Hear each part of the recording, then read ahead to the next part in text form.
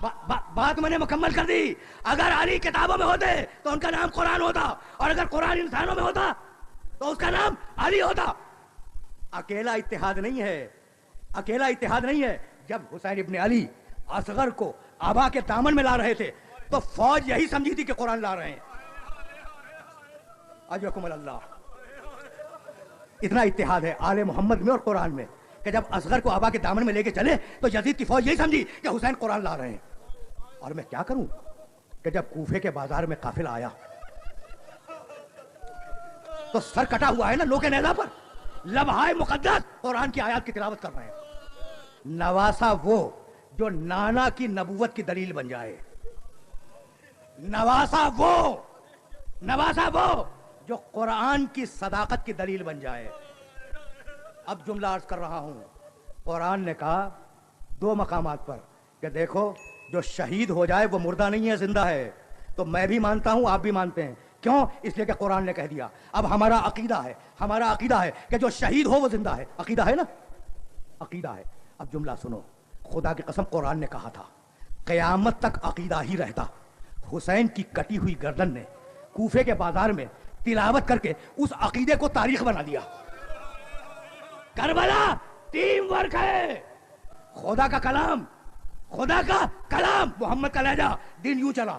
اور جب کربلا کے میدان میں آیا تو جانتے ہو دین کیسے آگے بڑھا؟ حسین کی گردن, زینب کی چادر. اجرکم اللہ. اگر فاطمہ زہرا شریکت الرسول ہے تو شہزادی زینب شریکت الحسین ہے.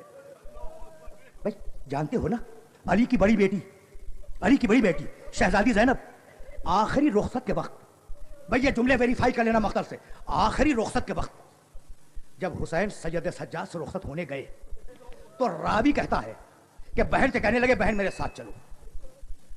سجاد کے خیمے میں پہلے حسین داخل ہوئے, پھر زینب داخل ہوئے, اسرار امامت تعلیم کیے, رخصت ہوئے. جب باہر نکل رہے تھے نا تو راوی کہتا ہے اب ترتیب بدل گئی, پہلے زینب نکلی پھر حسین نکلے. کچھ بات واضح ہوئی؟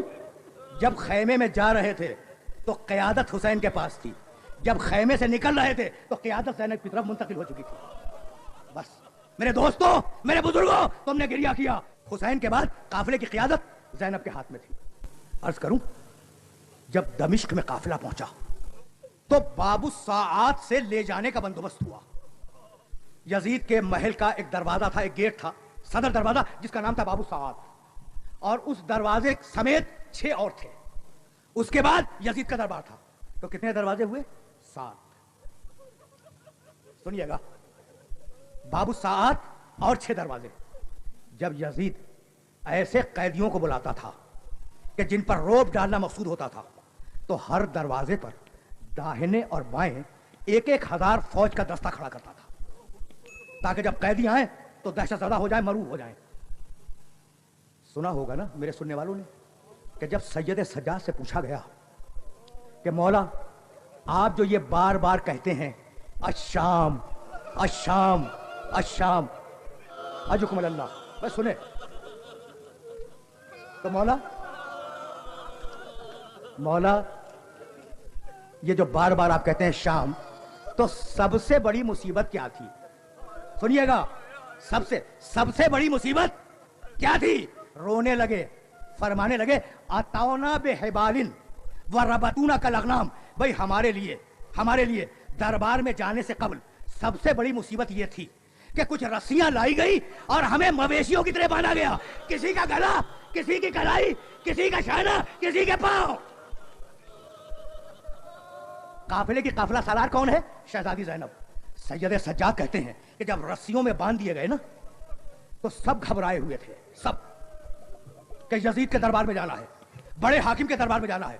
ایک مرتبہ میری پھوپھی آگے آئیں, کہنے لگی ام کلثوم مت گھبرانا, ام فروہ مت گھبرانا, سکینہ مت گھبرانا, میں تیرے ساتھ ہوں, میں تیرے ساتھ ہوں. آخری جملہ ہے سجاد مت گھبرانا, تیری پھوپھی تیرے ساتھ ہے.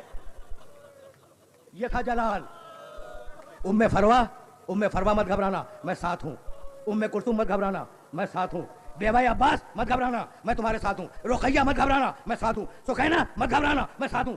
ایک ایک بچے کو دلاسا دیا एक एक औरत को दिलासा दिया शहजादी ज़ैनब ने कि मत घबराओ, मत घबराओ, मैं साथ हूं। बेटे सैयद सज्जाद, मैं साथ हूं, मत घबराओ।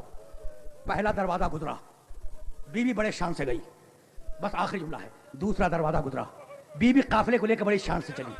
तीसरा दरवाजा गुजरा, शान बाकी थी, यहां तक के सातवां दरवाजा आ गया। सातवां दरवाजा आ गया, अब आगे यजीद का दरबार है। एक मर्तबा बीवी बैठ गई जमीन पर। अल्लाह, अल्लाह, शहजादी, शहजादी जमीन पे बैठ गई। पूरा पूरा काफिला रुक गया। सज्जाद आए, कहा फूफी अम्मा, फूफी अम्मा आप तो कह रही थी मत घबराओ, मत घबराओ, मैं साथ हूं, आप खुद घबरा गई? कहा नहीं बेटे नहीं, मैं घबराई नहीं, मैं नहीं घबराई। कहा फूफी अम्मा फिर ये दरबार में जाने से पहले बैठ क्यों गई? कहा बेटे बतलाऊं, बेटे बतलाऊं मैं क्यों बैठ गई? कहा हाँ फूफी अम्मा बतला दे। कहा सुन बेटे सज्जाद सुन, बेटे सज्जाद सुन, 21वीं रमजान की रात को जब मेरे बाबा का इंतकाल हो रहा था तो मेरे बाबा ने अपना जख्मी सर मेरे कंधे पे रखा था और कहा था ज़ैनब तुझे दरबार में जाना होगा, मत घबराना, मैं साथ चलूंगा। तो बेटे में घबराई नहीं, बाबा का इंतजार कर रही हूँ। ये कह के उठी, कहा अस्सलाम वालेकुम या अमीरुल मोमिनीन। बाबा आ गए, सज्जाद चलो, उम्मे फरमा चलो, उम्मे गुल